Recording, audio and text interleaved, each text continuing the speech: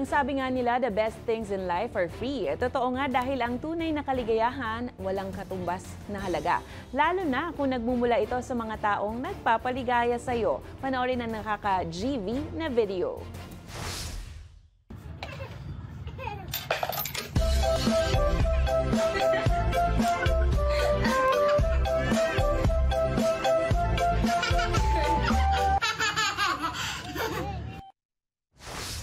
Kung kayo ay may kwentong kakaiba, mga kwento ng pag-ibig o storya na inspirasyon at pag-asa, maaari itong ibahagi. Sumali sa ating Facebook group na Balitang A to Z.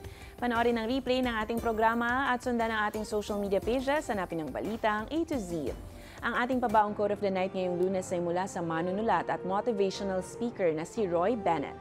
Ang sabi niya, "Huwag mong hayaang takutin ka ng sarili mong isip.